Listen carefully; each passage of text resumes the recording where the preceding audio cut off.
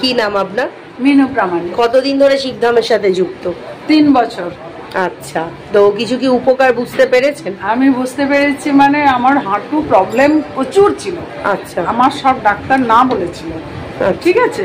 তা সেই আমি একদিন হঠাৎ ফেসবুকে বাবার ছবি, ফটো, ভিডিওটা দেখতে পাই। আচ্ছা আচ্ছা, তখন আমি লাইক দিই। তারপরে আমার তারপরের দিনে আবার আমি যখন ইউটিউবে গিয়ে দেখি, তখন আরও লাইক দিই। দিতে দিতে আমি সবসময় কিন্তু ছবিটা দেখতে পেলাম। তারপরে আপনাদের ভিডিও দেখার পরে আমি মানে যে করতে হবে, বাবার নাম বলতে হবে বা কি মন্ত্র বলতে হবে, সেগুলো যখন বলেছিলাম, মানে যা যা বলেছিলেন কি কি স্বপ্ন দেবেন, সেগুলোও দেখেছিলাম। আচ্ছা আচ্ছা, তারপরের দিন আমার পা একদম ভালো, একদম ভালো। মানে আমি যেন একটা অশুভ শক্তি পেয়ে গেলাম না কি, মানে নেগেটিভ যেন পজিটিভ। এগুলোর জন্য কি ডাক্তার দেখিয়েছিলেন? ওই জন্য ডাক্তার দেখিয়েছিলাম আমি অনেক দিন ধরে, কিন্তু ডাক্তার না বললো যে আর ওষুধ খাওয়া যাবে না, হাঁটু ক্ষয়ে গেছে। আচ্ছা, আপনি যেভাবে চালাতে পারেন জোগাড় টুগাড় করে, আর কিছু হবে না। ও, তাহলে এটা ভালো হয়ে গেল আপনার ভালো মানে কি বলবো, শিবধামে এসেই ভালো হলেন? খালি শিবধামের নাম করে ও দিয়ে আমি ফটো প্রতিষ্ঠা করেছি। আচ্ছা আচ্ছা, হ্যাঁ, ওই ইয়ে থেকে বার করে প্রিন্ট আউট করে বাবার ছবি, গুরুদেবের ছবি, শিব দুর্গার ছবি দিয়ে আলাদা করে আমার বিজনেসের জায়গায় বসিয়ে আমি যেভাবে বলেছিলেন 21 দিনের তেল জল সব দিয়ে সেই নিয়মাবলী আমি করেছিলাম। পরপর দেখলাম আস্তে আস্তে আস্তে আস্তে আমার শরীরে সুস্থ হচ্ছে। কিন্তু এবারে কিভাবে আসবো সবাইকে বলছি আর অ্যাপয়েন্টমেন্ট নিচ্ছি, কিন্তু আচ্ছা, বাকি ভক্তদের উদ্দেশ্যে কি বলবেন যারা আসতে পারছে না, বা অনেকে বলছে যে জোর করে ভিডিও করানো হয় বা এখানে অনেক টাকা পয়সার চার্জ নেয়, কি বলবেন? না, আমি তো নিয়ে এসছি, আমার ভাইজিকে নিয়ে এসছি, ভাইপোকে নিয়ে এসছি, এরা তো জানে না, এদেরকে তো আমি নিয়ে এসছি। এবং আমার ভাইজি আবার ফটো প্রতিষ্ঠা করে পুজো করে মনের দিক দিয়ে শান্তি পেল। ওর বাড়িতে খুব প্রবলেম, তাকেই আজকে আমি সেই কাম তো বুঝলেন তো, কেঁদে কেঁদে শুধু ভিডিও, মানে আপনি কি এর আগে অ্যাপয়েন্টমেন্ট পেয়ে এসেছিলেন না আজকেরই এসেছেন? এই প্রথম। ও, আপনি অ্যাপয়েন্টমেন্ট না পেয়ে আপনার সুস্থ হয়ে গেছেন এতটা? বাহ। দিয়ে আমি ওইটা আজকে ওদেরকে অ্যাপয়েন্টমেন্ট, পরশুদিন আমার মেয়ে খুব কেঁদেছে যে আমি একটা শিবধামে অ্যাপয়েন্টমেন্ট নিব যে করে হোক। আপনার ভিডিও দেখলো, আচ্ছা, মানে আপনি যেভাবে বলছিলেন যে এইভাবে বলুন, এইভাবে বাবার আশীর্বাদ পান, দিলে অ্যাপয়েন্টমেন্ট পাবেন। সেই পূর্ণিমার দিন 2টো নাম্বারে মানে কতদিনের মধ্যে পেলেন অ্যাপয়েন্টমেন্ট? একদিনের পরে। একদিনের মধ্যে? হ্যাঁ, ওই তো বুধবার হয়েছে, বৃহস্পতিবার সন্ধ্যায়, কালকে আমার মেয়ে পুরো ঠান্ডা হয়ে যাচ্ছে, বলছে আমি শিবধামের পেয়ে গেছি। আর আমার মেয়ে খুব শিবধামের ভক্ত, তার এইচএস কভার হলে সে আসবে। তার মনোবাচ্চা। আর যারা এখনো আসতে পারছে না কি বলবেন তাদের উদ্দেশ্যে? সবাইকে আসতে বলবো, বিশ্বাস রাখতে। আচ্ছা, জয় শিবধাম, জয় গুরু পীরানন্দ। কিন্তু আমার সাথে একটু গুরুর সাথে। জয় শিবধাম। কি নাম আপনার? সুস্মিতা বন্ধু। আচ্ছা, কোথা থেকে আসছেন? আমি নদিয়া বিনগর থেকে আসছি। আচ্ছা, ধামের সাথে কতদিন যুক্ত আপনি? ধাম আমি ফটো দেখে মোবাইলে ফেসবুকে দেখতে দেখতে আমি 21-22 সাল থেকে আমি দেখছি। তারপরে কীভাবে আসবো বুঝতে পারছিলাম না। আচ্ছা, একা একা আসবো, কীভাবে আসবো। তারপরে আমার মেয়ের খুব সমস্যা হচ্ছিলো, তা আমি ভাবলাম যে আমি বাবাকে মোবাইল থেকে প্রণাম করতাম আর বলতাম যে কীভাবে আমি হবো। তখন ওখান থেকেই আমি বাড়ি থেকে মনস্কামনা করেছিলাম।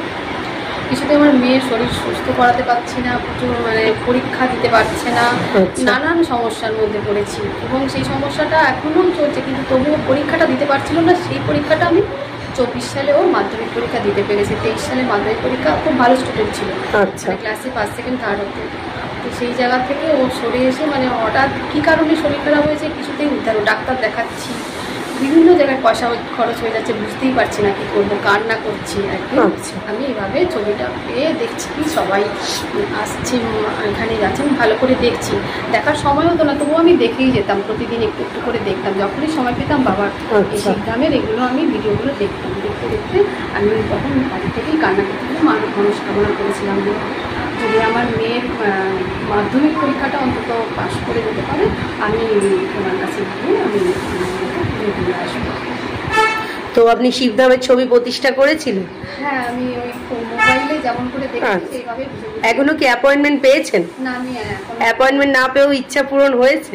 হ্যাঁ। আচ্ছা আচ্ছা। বাবাকে 100% বাবাকে জব করলে আচ্ছা মানে কি ভালো লাগে, মানে সারাদিনই মনে হয় বাবা সঙ্গেই আছে।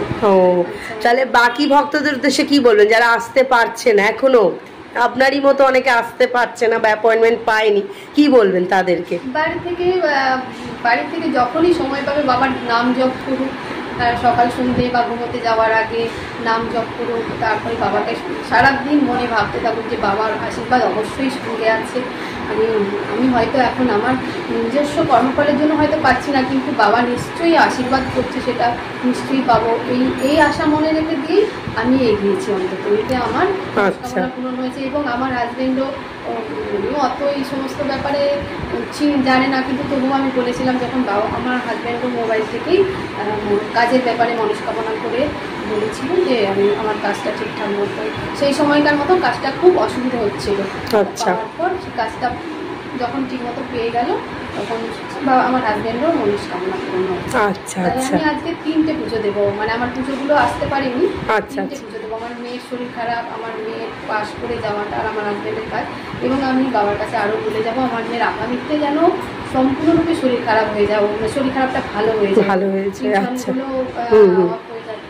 তো সেই কারণে বাবাকে সেটা আমি জানিয়ে আমি এখান থেকেই বাইরে থেকেই আমি প্রণাম করে জানিয়ে গিয়েছিলাম আমার মেয়ের।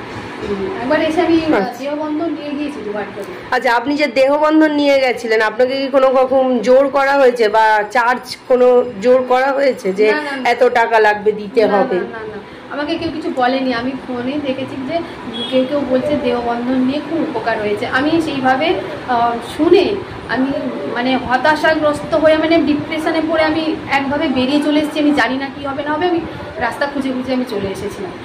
দিয়ে আমার সঙ্গে আমার মা ছিল এবং আমার মেয়ে ছিল। আমার অসুস্থ ছিল আমার মেয়ে, সেই সময় ভীষণ অসুস্থ, সেই অবস্থায় নিয়ে এসেছিলাম। দিয়ে ওকে আমি ওদের লাইনে দাঁড়িয়ে আমি এখান থেকে ভেতর থেকে টেনে গিয়ে তারপরে আমি দেহবন্ধনটা পেয়েছিলাম। তারপরের বারে এসে আমি আমার হাজবেন্ডের আর আমার নিয়ে গেছি। দেহবন্ধন করে আমার খুব ভালো আছে। আমার মা বলছে তো আমি ভীষণ ভালো আছি, আমার কোনো অসুবিধা হচ্ছে না। আমার মা তো মায়ের বয়স তো 63 এখন। মা বলছে আমি খুব ভালো আছি বাবার নাম করে। আচ্ছা আচ্ছা, জয় শিবধাম, জয় গুরু পীরানন্দের জয়। কোথা দিয়ে এসছেন? কি নাম আপনার? আমার নাম আরতি সামন্ত। আচ্ছা, আজকে কি করতে এসছেন? আজকে আসছি যে ও মানে 102 যে গাড়ি চালাতো। আচ্ছা, ও 2-3 বছর 4 বছর চালিয়েছে, তারপরে করোনা রোগী বলছিল বলে নিন্দা করতে ছেড়ে দিয়েছে। আচ্ছা, 2 বছর ছেড়ে দিয়েছে। তারপরে আবার কলকাতা গিয়ে সেখানে অনেক বলতে তখন বলছি তোমাকে আবার নতুন করে করতে হবে, ভর্তি হতে হবে, নতুন করে ট্রেনিং নিয়ে ঢুকতে হবে এই বললে। তারপরে ওখানে হয় ইন্টারভিউ হয়, তো ডাকতে ইন্টারভিউটা হয়েছে। কেমন পূর্ণ হয়েছে আপনার? ওই যে তবু ঢুকেছে আর ওই যে ইন্টারভিউটা দিয়েছে, আর ও যে 6 মাস ভাত খেয়েছিল না, ভাতটাও তো খেলো, ভাত খাচ্ছিল না কতদিন? 6 মাস? মানে খাওয়া বন্ধ হয়ে গেছিল পুরো? হ্যাঁ, একদিন না, রাগ করে খেত না। একদিন খেত, একদিন হয়তো রান্না করছে, 2 দিন আর রান্না করে, বুঝতে পেরেছি? আমি কি মা তো ঢুকে যাই। এগুলো কি শিবধামে আসার পরে ঠিক হয়েছে? ভগবান ঠাকুর। আচ্ছা, তো এর আগে কি অন্য কোথাও দেখিয়েছিলেন? অনেক জায়গা, অনেক টাকা খরচ করে। তো আপনি যে অন্য জায়গায় দেখিয়েছিলেন কত টাকা খরচা করেছিলেন, আর এই শিবধামে এসে কত টাকা খরচা করেছেন? শিবধামে তো আমি একটা মা দিয়ে দিয়েছিলেন এই গলা। হ্যাঁ, তাছাড়া আপনার অ্যাপয়েন্টমেন্ট বা ভেতরে ঢুকে দেখার জন্য কোনো টাকা নিয়েছে? না। আচ্ছা, টাকা নেন না, ওই আমাকে আকর্ষণ বন্ধন দিয়েছিল। আচ্ছা, আর অন্য জায়গায় যে গেছিলেন সেখানে কি খরচা করেছিলেন? এক জায়গায় মন্ত্র দিয়ে বলে জল মন্ত্র দাও, মানে কত টাকা খরচা করেছিলেন সেখানে? 2500 টাকা দিয়েছিলাম। আচ্ছা, আর এখানে আসার পরে আপনার কোনো চার্জ নিয়েছিল? না, কিছু চার্জ নেই, মানে ওই বলছে যে ওকে আকর্ষণ বন্ধন। আচ্ছা আচ্ছা, মানে বন্ধন নিয়েছিলেন। তো বন্ধন যে নিয়েছিলেন সেটার জন্য ভেতর থেকে কি কোনো জোর করেছে, না যে রিসেপশনে কথা বলছেন সেখানে কোনো জোর করেছিল? না, আমি এমনি এসেছিলাম, তখন অত হয়নি। না মানে কেউ কি আপনাকে নেবার জন্য জোর করেছে যে এটা নিতেই হবে? না না না, আমি আচ্ছা জিজ্ঞাসা করলাম, আমি খুব কাঁদছিলাম। আচ্ছা কাঁদছিলাম মানে আমার মাথাটা খারাপ হয়ে গেছে, এমন কাঁদছি। তারপরে বাবা আমাকে বললেন যে আকর্ষণ বন্ধন নিতে হবে। আমি তখন টাকাগুলো সব দিয়ে দিছি, যা দেবেন বলে ওই একটা মাদুলি আর ইয়ে দিলেন। আমি মানে মাথা তখন আমার খারাপ। এগুলো কি আপনি নিজের ইচ্ছায় নিয়েছিলেন না কেউ জোর করেছে? না, যে বললে নিতে হবে না, বলছে যে এইটা নিলে হয়তো ঠিক হয়ে যাবে, এটা নেন। তা আপনার কি কাজ হয়েছে এই বন্ধন নিয়ে? ও মা গো, ভগবান ঠাকুর, আমার ওই জন্য আমি বোধহয় 10 বার মন মানে যেন ঘরে হয়, ভাত খাচ্ছে সেই আমার খাচ্ছে আবার। মানে আপনার ইচ্ছা পূরণ হয়েছে, কাজ হয়েছে শিবধাম থেকে। তাহলে কি কাজ হয়? অনেকে যে বলে যে এখান থেকে জোর করে বা টাকা পয়সার জন্য। না গো, ওরা ওরকম মিথ্যা কথা বললো। তারপরে আমাকে কি করলেন জানেন, আমি ভাত দিলে থালা বাসন ভেঙে ফেলে দিত।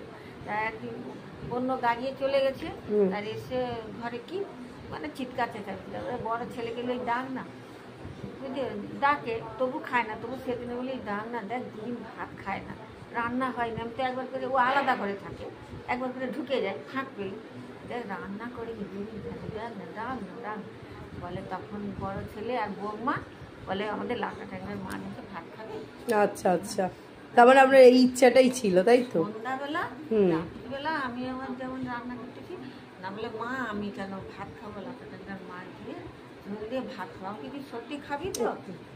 না, বলে হ্যাঁ গো মা আমি খাবো। বলতে আমি যেন সে দুটো অঞ্জলি দিয়ে যেন কি নাই রান্না করে আমার যেন এখানকার নিয়ম করে কাজ হয়েছে, তাই তো? আচ্ছা, আকর্ষণ বন্ধনটা ওটাতে তাহলে কাজ হয়? হ্যাঁ ও হয়।